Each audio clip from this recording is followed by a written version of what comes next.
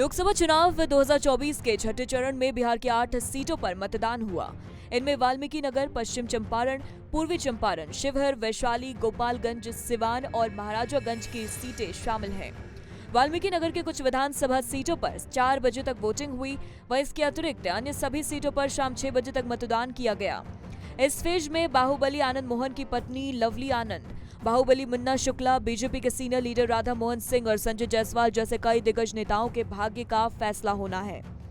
दिलचस्प बात यह है कि इन 8 सीटों पर फिलहाल एनडीए का कब्जा है, जिनमें भाजपा 4, जदयू 3 और लोजपा 1 सीट पर काबिज है। हालांकि इन सब के बीच सवाल यह है कि क्या इस बार भी एनडीए के लिए राह इतनी आसान है। दरअसल इस फेज में 8 सीटों पर कुल 86 उम्मीदवार अपनी किस्मत आजमा रहे हैं, जिसमें से 8 महिला कैंडिडेट है।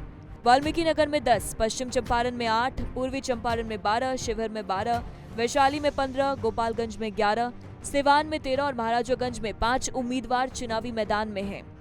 छठे चरण में कुल 1 करोड़ से ज्यादा वोटर्स मतदान में हिस्सा लेने वाले हैं।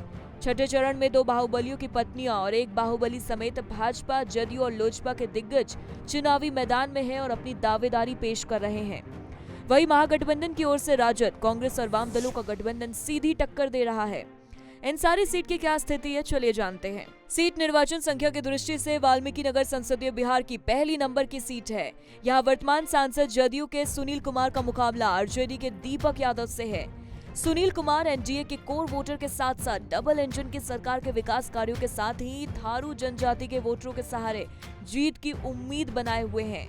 वहीं दूसरी तरफ चीनी मिल। अब अगली सीट पश्चिम चंपारण की बात करते हैं। यहाँ बेतिया लोकसभा सीट पर 3 बार के सांसद संजय जायसवाल बीजेपी के टिकट से चुनावी मैदान में हैं और अपनी सीट बचाने के प्रयास में हैं। संजय जायसवाल प्रधानमंत्री नरेंद्र मोदी और नीतीश कुमार के विकास कार्यों के साथ साथ हिंदुत्व के मुद्दे पर भी वोट मांग रहे हैं। वहीं दूसरी तरफ कांग्रेस की ओर से मदन मोहन तिवारी चुनावी मैदान में हैं। मदन मोहन तिवारी राहुल गांधी के आक्रामक प्रचार और महागठबंधन के कोर वोटर के सहारे जीत की उम्मीद लगा रहे हैं। पूर्वी चंपारण संसदीय सीट पर दिग्गज राधा मोहन सिंह चुनावी मैदान में हैं, जो मोतिहारी में अपने किए गए विकास कार्यों के साथ साथ प्रधानमंत्री मोदी और नीतीश कुमार के विकास कार्य पर वोट मांग रहे हैं। उन्हें विकासशील इंसान पार्टी वीआईपी के राजेश कुशवाहा टक्कर दे रहे हैं। वीआईपी के उम्मीदवार को मुकेश सहनी के वोट बैंक के साथ साथ आरजेडी के मुस्लिम यादव समीकरण और कुशवाहा जाति के होने से कुशवाहा वोटर पर उम्मीद है। बता दें कि यहाँ पर भी पीएम मोदी और तेजस्वी यादव ने जनसभाओं को संबोधित किया है। उधर बिहार के सिवान सीट पर कड़ी टक्कर बताई जा रही है। यहाँ त्रिकोणीय मुकाबला हो गया है। एनडीए की तरफ से जदयू उम्मीदवार विजय लक्ष्मी है, जिन्हें एनडीए के कोर वोटर के साथ साथ हिंदुत्व के वोट बैंक से भी उम्मीद है।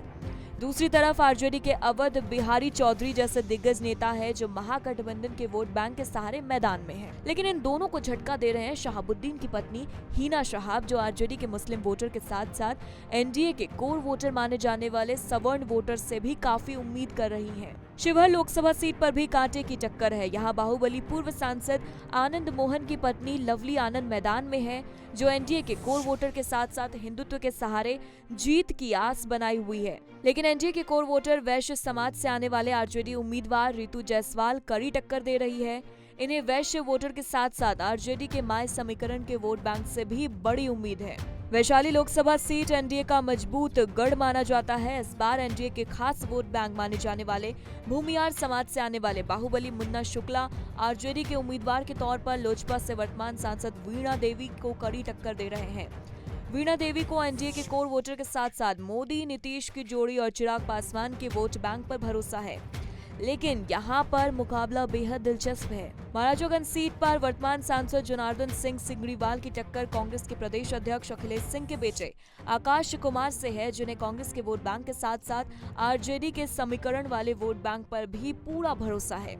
वहीं बीजेपी उम्मीदवार जनार्दन सिंह को प्रधानमंत्री नरेंद्र मोदी और नीतीश कुमार की जोड़ी पर भरोसा है।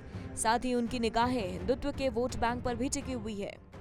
गोपालगंज संसदीय सीट सुरक्षित श्रेणी में है, जहां से जदयू के उम्मीदवार सह वर्तमान सांसद आलोक कुमार सुमन चुनावी मैदान में हैं, जिन्हें वीआईपी के उम्मीदवार प्रेमनाथ चंचल टक्कर दे रहे हैं। एनडीए उम्मीदवार डबल इंजन सरकार के विकास कार्यों पर वोट मांग रहे हैं। वहीं दूसरी तरफ वीआईपी उम्मीदवार सहनी वोट बैंक के साथ साथ आरजेडी के मुस्लिम यादव समीकरण के वोट बैंक के सहारे चुनावी नैया पार करने की कोशिश में है। फिलहाल इस खबर में इतना ही। देश और दुनिया की तमाम बड़ी खबरों के साथ जुड़े रहने के लिए देखते रहिए पंजाब केसरी.com।